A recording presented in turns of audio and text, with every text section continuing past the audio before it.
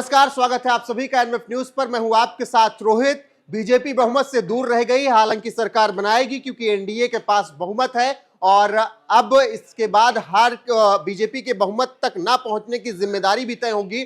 और जिस तरीके से खबरें आ रही हैं उसके अनुसार सबसे बड़ा मोहरा बन सकते हैं राष्ट्रीय अध्यक्ष जेपी नड्डा। जी हां, जेपी नड्डा को हो सकता है कि आने वाले कुछ वक्त में पद से हटा दिया जाए। दरअसल जेपी नड्डा का एक बयान इस वक्त खूब वायरल हो रहा है जिसमें वो आरएसएस पर तंज कस रहे थे और कह रहे थे कि अब आरएसएस की जरूरत बीजेपी को नहीं है।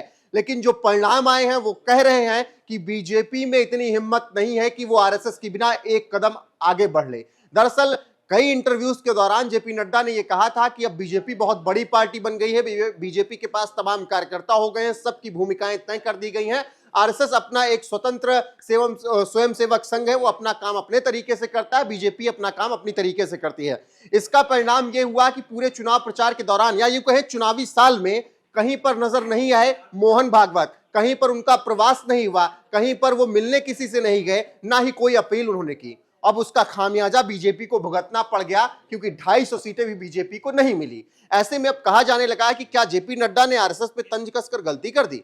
अभी हमारी तमाम नेताओं से बात भी हुई, वो जब मैंने सवाल किया तो इस पर बचे, लेकिन जिस तरीके से अनुमान लगाया जा रहा है उससे जेपी नड्डा के लिए खतरे की घंटी है और जेपी नड्डा को हटाया जा सकता है। तो इससे आप समझ सकते हैं कि किस तरीके से एक बड़ा उलटफेर बीजेपी में आने वाले वक्त में देखने को मिल सकता है।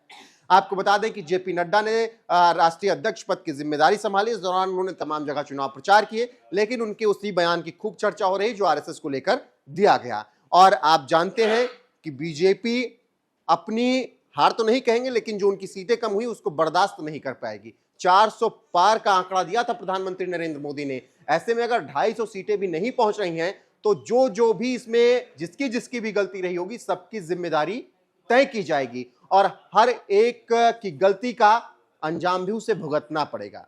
फिलहाल अमित शाह ने जेपी नड्डा की तारीफ के काबिल हैं जेपी नड्डा, लेकिन उसका मतलब यह नहीं हो जाता है कि उनको पद पर बनाए रखा जाएगा। आने वाले वक्त में आप देखिएगा खबर आ जाएगी कि जेपी नड्डा राष्ट्रीय पद से हटा दिए गए या उन्होंने खुद से इस्तीफा दे दिया।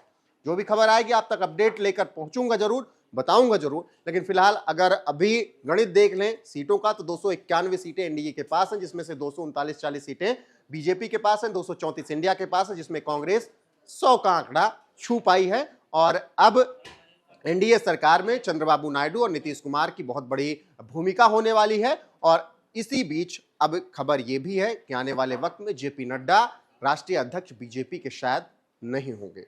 फिलहाल के लिए बस इतना ही। बने रहेगा हमारे साथ। नमस्कार।